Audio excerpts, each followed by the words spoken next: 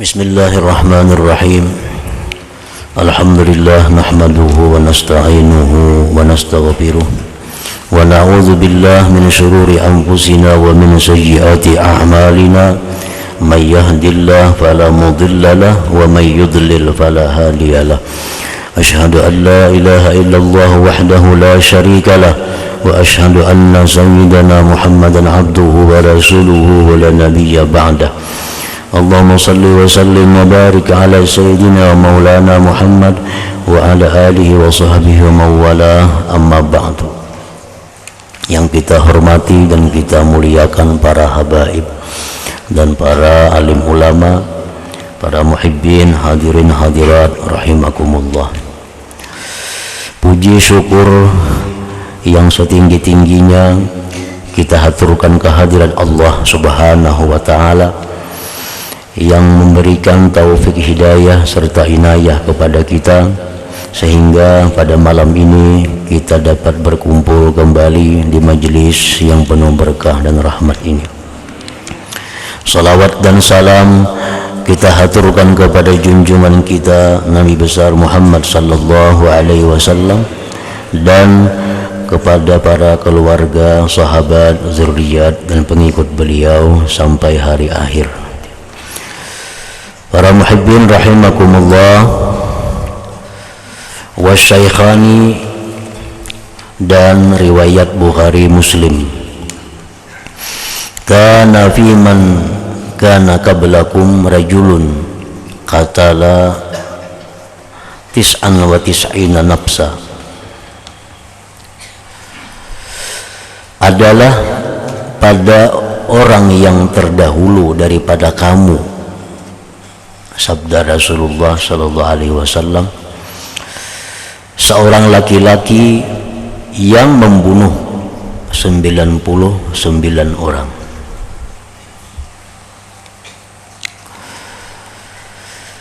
Kejadian ini antara Nabi Isa alaihi salam dan Nabi kita sallallahu alaihi wasallam. Fasa'ala an a'lami ahdil ardi, maka orang yang membunuh 99 tadi bertanya-tanya daripada orang yang paling alim di negeri itu. Nah, siapa di negeri ini yang paling alim? Nah, betakun inya kesana kamari. Padulla ala rahib, ditunjukkan orang atas rahib. Rahib itu artinya di sini abid min ubat Bani Israel. Ditunjukkan orang atas seorang ahli ibadat. Ujar orang, amun yang paling alim di sini itu si fulan itu, nah orangnya ahli ibadat atau abid. Fa'atahu, maka dia datangi si ahli ibadat tadi. Faqala lahu, maka dia berkata kepada orang yang ahli ibadat tadi, innahu la tis'an wa tis'ina nafsa fahallahu min taubah, bahwa dia membunuh 99 orang, maka adakah baginya tobat? Faqala la, ujar si ahli ibadat tadi, itu kada ada tobat lagi. Kalau orang membunuh sekian banyak itu kada ada tobatnya. Nah, kada ada kawan minta ampun lagi lawan Tuhan, itu sudah kebanyakan dosa membunuh 99 orang. Faqatalahu, dibunuhnya pulang si abid tadi. Fakammala bihi mi'atan, maka dia sempurnakan dengannya 100 orang. Ganap 100 sudah membunuh orang. Thumma sa'ala an a'lami ahlil ardi, kemudian dia bertanya tentang orang yang paling alim di negeri itu. Betakun pula, adakah lagi yang alim pada itu? Itu sudah kumati orangnya. Padulla ala rajulin alim, ditunjukkan orang atas seorang laki-laki yang alim. Faqal innahu qatala mi'ata nafsin fahallahu min taubah. Ujarnya, wahai alim, wahai tuan guru, ini membunuh sudah 100 orang, adakah baginya tobat? Faqala, ujar si alim tadi, na'am, na'am, ada tobat itu. Wa may yahulu bainahu wa bainat taubah, siapa yang mendinding antaranya dan antara tobat? Tidak ada yang mendinding, tidak ada yang mencegah antaranya dan antara tobat itu. Nah, jadi ujar alim, ada tobatnya, dan tobatlah engkau, dan fatub ilallah, tobatlah engkau kepada Allah.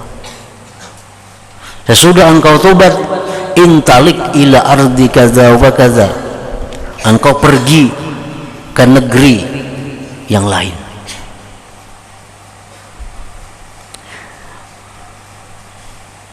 Fa inna biha unasan ya'budun Allah fa'budillah ma'ahum wa la tarji ila ardik fa inna ardu sawin.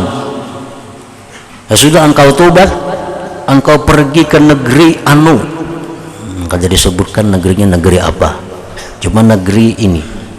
Di sana manusianya menyembah Allah, maka ikutlah kamu menyembah Allah beserta mereka. Di situ negeri orangnya ahli ibadat, ikutlah engkau beribadat di sana dengan mereka. Dan engkau jangan pulang ke negeri engkau, karena negeri engkau itu negeri yang jahat. Nah, sudah ikam sudah tobat, ikam tolak ke negeri anu, ikam bagana sana, ikut beribadah dengan orang-orang sana. Jangan bulik ke kampung ikam. Kampung ikam itu kampung kada baik, kampung nang banyak maksiat kepada Allah. Fantalaqa hatta idza balagha nisfat tariq atahul maut. Pergilah seseorang tadi, pergi, sudah tobatnya, sudah tobat, pergi. Sehingga manakala sampai di tengah jalan, atahul maut, meninggal dunia.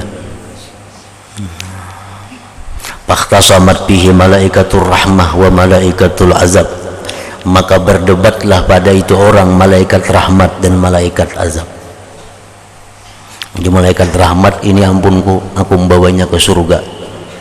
Ujar malaikat azab, kada nih, ampunku, aku yang membawanya ke neraka. Faqalat malaikatur rahmah, ujar malaikat rahmat, alasannya kenapa aku membawa, ja'a taiban muqbilan biqalbihi ilallahi ta'ala, dia itu datang dalam keadaan tobat, berhadap dengan hatinya kepada Allah. Dia sudah tobat, nah dia datang membawa hatinya menuju kepada Allah. Jadi ini aku yang pegang, ujar malaikat rahmat. Waqalat malaikatul azab, malaikat azab pun beralasan, innahu lam ya'mal khairan qat, dia ini belum pernah beramal apa-apa lagi, hanya tobat, belum beramal apa-apa. Nah, jadi ini aku yang megangnya, aku yang membawanya, ujar malaikat azab itu. Fatahum malakun fi surati adamiyyin, datang kepada mereka yang bertengkar tadi, malaikat azab, malaikat rahmat tadi, ada keputusannya namanya juga. Datang Allah mengirim, artinya seorang malaikat fi surati adami, pada rupa manusia. Faja'aluhu bainahum, maka malaikat yang rupa manusia tadi mereka jadikan sebagai hakim di antara mereka. Nah, kayak apa juga kami minta keputusan. Ujar, oh ini aku yang bawa, karena ini orang kayak ini. Ujar malaikat yang satunya, aku yang bawa karena inya belum pernah beramal kebaikan.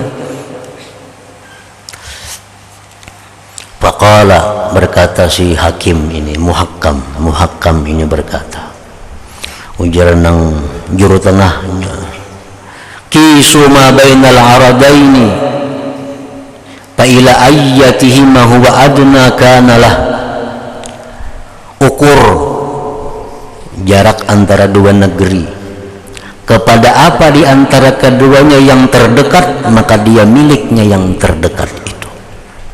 ukur amun inya ini taparak lawan kampung nang baik berarti ampun nang baik. Bila inya nih paraknya masih parak lawan negeri nang kada baik itu, maka dia ampunnya ampun malaikat nang kada baik, malaikat azab itu. Faqasu, maka mereka pun mengukur ukur. Fawajaduhu adna ilal ardi allati arad, mereka dapati itu orang lebih dekat kepada negeri yang dia kehendaki.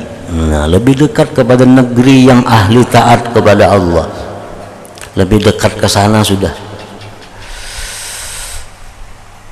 Maka badathu malaikatur rahmah, maka membawa akan dia oleh malaikat rahmat tadi. Akhirnya ini orang milik malaikat rahmah. Para muhibbin rahimakumullah. Wa fi riwayat yang lain menyebutkan fakana ilal qaryatis salihah aqraba bishibrin faju'ila min ahliha, adalah itu laki-laki kepada kampung yang baik itu lebih dekat dengan satu jengkal, sakilannya taparak ke situ. Ukur sakilan taparak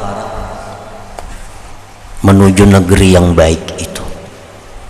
Faju'ila min ahliha, maka dijadikanlah dia dari ahlinya kampung yang baik itu.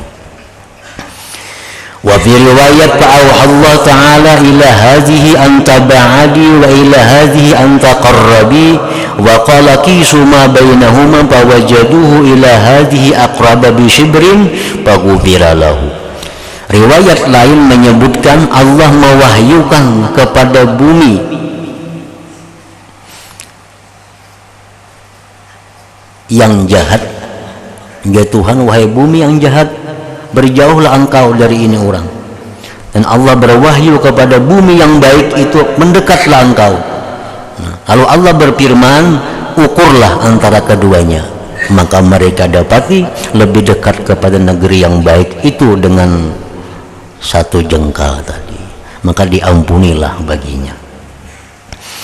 Wa fi riwayat qala Qatadah qala Al-Hasan zukira lana, disebutkan bagi kami annahu lamma atahu malakul maut na'a bi sadrih nahwaha, bahwa manakala datang kepada laki-laki itu malaikat maut, dia bergeser dengan dadanya menuju negeri yang baik itu, padahal asal di tengah-tengah. Nah, di tengah-tengah antara dua negeri. Begitu malaikat maut nak mencabut nyawa, dia bergeser lawan dadanya sedikit menuju ke negeri yang baik itu. Akhirnya dijadikan orang yang baik, maka diampuni baginya.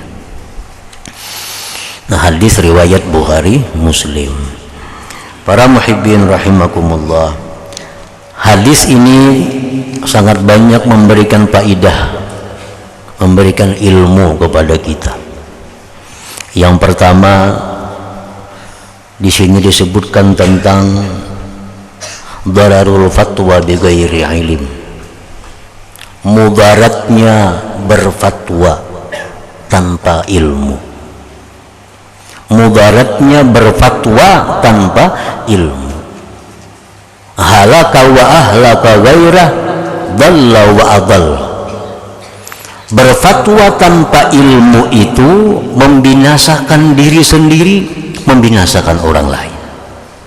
Berfatwa tanpa ilmu itu adalah sesat, menyesatkan orang lain. Macam Abid tadi ditakuni, adakah tobatnya? Nah, ulun ini sudah membunuh 99 orang. Nah, si Abidnya berfatwa tanpa ada ilmu, dia hanya mengukur dirinya sendiri. Nah, berfatwa, oh kada ada tobat lagi. Akhirnya apa? Akhirnya dibunuhnya. Inya celaka, nah membunuh ini pun bertambah dosanya. Nah, itu bahayanya orang berfatwa tanpa ada ilmu.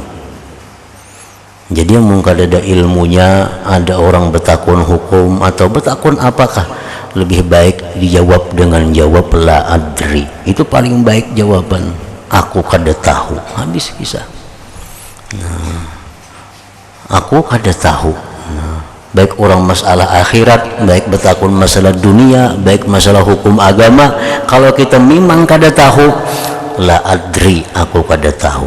Karena masalah hukum ini kada ada memberi ruang kepada kita untuk berpikir, kada ada memberi ruang kepada kita untuk berpendapat. Ya ruang ini bolehkah? Kena aku mikirkan dulu nah.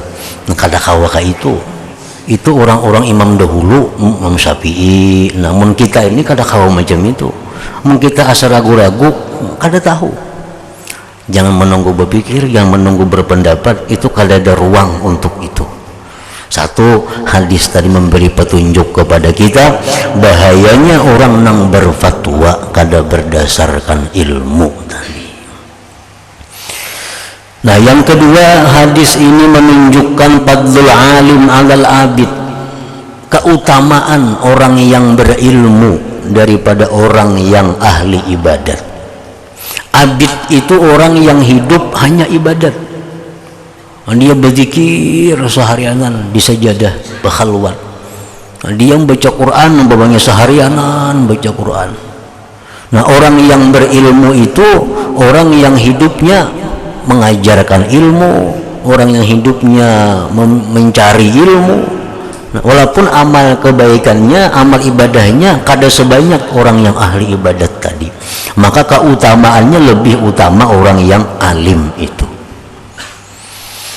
Rasulullah SAW bersabda, fadlul alim alal abid ka fadlul qamar lailatal badri ala sairil kawakib. Ujar Nabi kita, kelebihan orang yang berilmu itu dibanding orang yang melulu beribadat itu seperti kelebihan bulan purnama dibanding dengan bintang-bintang yang lainnya. Bintang-bintang di langit tuh malam tuh kan kilip-kilip. Nah, tapi dibanding bulan purnama, nah bulan purnama itulah laksana orang yang berilmu, bintang-bintang itu laksana orang yang ahli ibadat. Riwayat lain mengatakan bahwa Nabi kita bersabda, kelebihan orang yang alim itu dibanding orang yang ahli ibadat seperti kelebihanku atas sahabatku yang paling rendah, ujar Nabi kita. Nah, para muhibbin rahimakumullah. Jadi artinya bahwa waktu yang ada pada kita, andai kata bisa digunakan untuk beribadat, bisa digunakan untuk menuntut ilmu, maka yang lebih abdal itu adalah menuntut ilmu. Ini ada waktu ini kugunakan sembahyang 100 rakaat bisa, waktu ini kugunakan untuk membaca Quran sekian juz bisa. Tapi pada waktu bersamaan aku bisa menuntut ilmu. Mana mulianya, mana pahala lebih besarnya? Lebih besar menuntut ilmu itu dibanding dengan ibadah-ibadah sunat tadi. Nah, para muhibbin rahimakumullah, Rasulullah bersabda, wala faqihun wahid asyaddu ala syaitan min alfi abid. Ujar Nabi, satu orang alim itu lebih sulit syaitan menggoda dibanding dengan 1000 orang yang ahli ibadat. Artinya orang yang ahli ibadat itu begitu mudah iblis syaitan menjatuhkannya, begitu mudah iblis syaitan menggodanya sehingga hancur amal ibadahnya. Nah, kalau orang alim itu sulit karena ia punya ilmu. Orang alim punya ilmu sehingga godaan-godaan syaitan itu bisa dilawannya dengan ilmu pengetahuan yang ada pada dirinya. Nah, yang ketiga, hadis yang kita baca tadi memberikan faidah kepada kita masyru'iyatul hijrah min ardi saud. Disyariatkannya kita berpindah dari kampung yang tidak baik. Tadi suruh pindah. Di kampung ini kita kada bisa mengamalkan ajaran Islam. Di kampung ini kita kada bisa melaksanakan sunnah Nabi. Kita disuruh pindah dari kampung itu. Jangan diam di situ. Sembahyang berjamaah kada ada di situ. Acara-acara kebaikan, pengajian-pengajian agama kada ada di kampung situ. Yang ada beramian, orang permainan, orang karaoke di kampung itu. Kegiatan keagamaan kada ada. Nah, agama kita menyuruh kita hijrah. kita pindah dari kampung yang jahat itu kepada kampung yang baik. Yang keempat, hadis tadi memberikan faedah kepada kita masyru'iyatut tahkim, adanya syariat tentang tahkim. Tahkim itu artinya mengangkat seseorang menjadi hakim. Apabila kita ada suatu permasalahan, pertengkaran, perselisihan, maka di situ kita berhak untuk mengangkat seorang hakim yang akan memutuskan mana yang benar antara kita ini.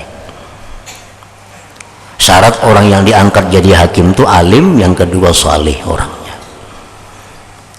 Kita berperkara kawan-kawan nih behualan, engka ini, nyesaku engka ini, kada ada kesimpulannya. Nah, cari orang yang alim, cari orang yang saleh orangnya, kita angkat beliau jadi hakim untuk memutuskan masalah kita ini apa, siapa yang bujur. Nah, itu disyariatkan di dalam agama kita sehingga kada ada persoalan nang kada terselesaikan. Nah, di situ ada istilah tahkim, mengangkat orang menjadi hakim untuk menyelesaikan permasalahan. Seperti hadis tadi, dua malaikat rahmat, malaikat azab bertengkar, malah yang berhak. Lalu mereka mengangkat seorang hakim yang memutuskan dengan keputusan ukur antara dua negeri itu mana yang lebih dekat, itulah yang ampunnya. Yang kelima, hadis tadi memberikan faedah kepada kita an-niyatus salihah as-salikah tanzilu manzilal amal. Niat yang bagus, yang benar itu menempati perbuatan. Nah, orang tadi sudah taubat kepada Allah dan dia ingin berangkat menuju kampung yang baik. Nah, punya niat berangkat ke kampung yang baik. Di tengah jalan dia meninggal dunia, maka dia dimasukkan dalam kampung yang baik itu. Artinya niatnya itu sudah menempati perbuatannya. Seperti sabda Rasulullah SAW, maniddana dainan yanwi qada'ah addahullah anhu yaumal qiyamah. Ujar Nabi kita, barang siapa yang berhutang dan dia berniat untuk membayar hutang itu, cuma kada kawa nang dibayarakan kada ada, tapi niatnya dalam hati, andai kata aku ada duit ku bayari hutang itu, cuma duitnya kada ada lagi, nah nang dijual kada ada, nang disandakan kada ada, jakanya ada ku bayari hutangku, mati orangnya, addahullahu anhu yaumal qiyamah, Allah yang akan membayarkannya pada hari kiamat. Asal niatnya di dalam hati itu kuat, niatnya itu benar, bahwa andai kata dia punya, dia akan membayar hutang-hutangnya itu. Nah, seperti orang yang tobat kepada Allah tadi, begitu dia berangkat niatnya sudah ke negeri yang saleh, nah dia kada sampai ke sana, cuma sudah dimasukkan ke sana. Nah, contohnya lagi orang tobat kepada Allah, dia ini banyak kabaan sembahyang yang mesti dibayar, dia tobat kepada Allah, maka syaratnya tobat ini apa? Mesti mengqadha. Nah, karena ini hutang dengan Allah. Begitu ia tobat, menyesal kada sembahyang dahulu itu, dan sekarang sudah baik, sudah sembahyang, dan dia bercita-cita kada akan mengulang lagi. Nah, mengqadha sembahyang itu perlu waktu. 10 tahun kada sembahyang, sekarang tobat.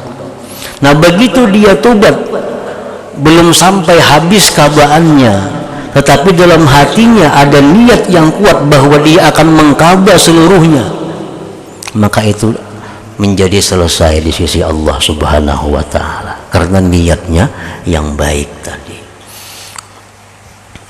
Yang keenam yang dapat diambil faedah di dalam hadis tadi adalah sa'atu rahmatillahi ta'ala, keluasan rahmat Allah Subhanahu wa ta'ala. Nah, orang nang sekian banyak berbuat dosa, sekian banyak berbuat aniaya, begitu dia kembali kepada Allah, tobat kepada Allah, Allah terima tobatnya. Nah, itu menunjukkan bahwa rahmat Allah itu meluasi daripada seluruh kesalahan-kesalahan dan kejahatan hamba-hambanya.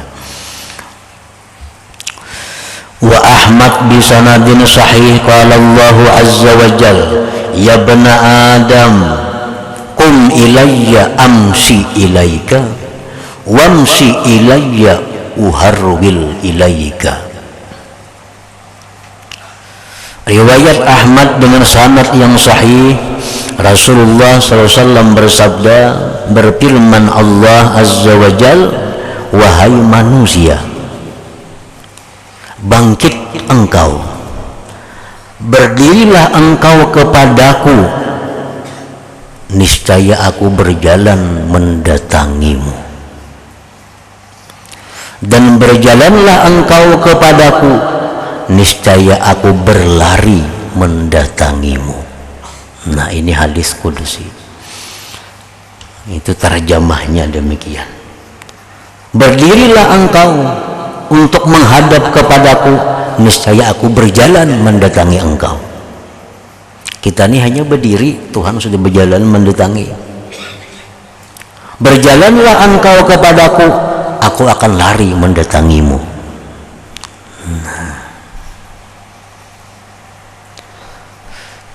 Ini hadis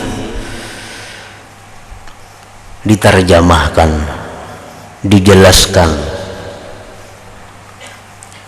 dengan sebuah hadis kudusi yang lain lagi, seperti hadis kudusi yang berikut ini, man hamma bihasanatin falam ya'malha katabaha Allah tabarak wa ta'ala indahu hasanatan kamilah wa in hamma biha fa'amilaha katabaha Allah anhu asyra hasanat ila 700 dha'fin ila adha'afin katsirah. Barang siapa yang punya niat kebaikan, nah hanya berniat kebaikan, hanya berniat, belum apa-apa, hanya berniat kebaikan, Allah tulis baginya satu kebaikan sempurna. Allah tulis baginya satu kebaikan sempurna. Nah, hanya berniat kebaikan, ditulis Allah satu kebaikan. Itu iya maksudnya, bangkitlah engkau kepadaku, niscaya aku berjalan datang kepadamu. Artinya belum kita bergerak-gerak lagi, hanya berdiri, belum melangkah, Allah sudah berjalan mendatangi kita. Artinya kita hanya berniat, belum lagi berbuat, Allah sudah memberikan pahala satu kepada kita, jika yang kita niatkan itu adalah kebaikan. Jika dia berniat dengan kebaikan, maka dia amalkan, dia laksanakan kebaikan itu, Allah tulis di sisinya 10 kebaikan sampai 700 kali lipat dan lipatan yang banyak lagi. Nah, kalau dia berniat yang baik, lalu dia laksanakan niatnya itu, Allah tulis 10, bisa sampai 700, bisa sampai kada terhingga. Nah, itu artinya adalah hadis kudusi tadi mengatakan, berjalanlah engkau kepadaku, niscaya aku akan lari datang kepadamu. Nah, kita berbuat, Allah balas 10, bahkan sampai 700, bahkan sampai adha'afin katsirah, lipat ganda yang banyak.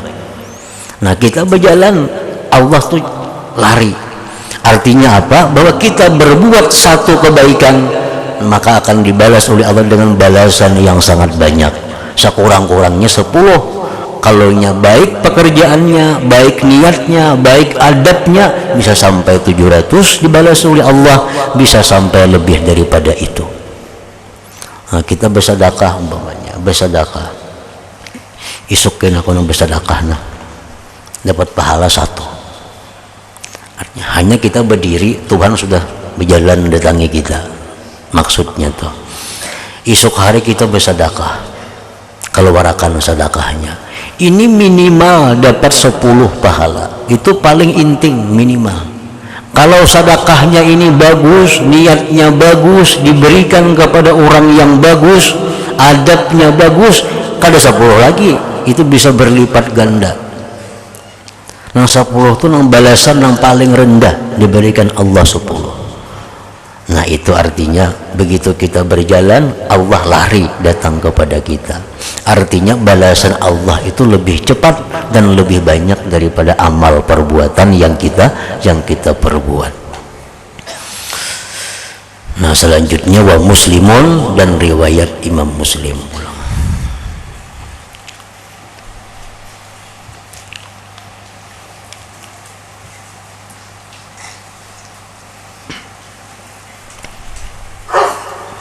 إلى حضرة النبي صلى الله عليه وسلم على فاتحة معظم الشيطان الرجيم بسم الله الرحمن الرحيم إياك نعبد وإياك نستعين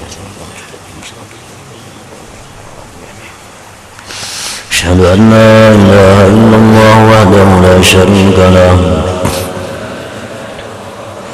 وأشهد أن سيدنا محمدا عبده ورسوله لا إله إلا الله نستغفر الله لا إله إلا الله نستغفر الله لا إله إلا الله نستغفر الله لا إله إلا الله ونتوب إلى الله لا إله إلا الله محمد رسول الله صلى الله عليه وسلم ويا أيها الرجل منه شفاعة صلوا عليه وسلموا تسليما اللهم صل وسلم عليه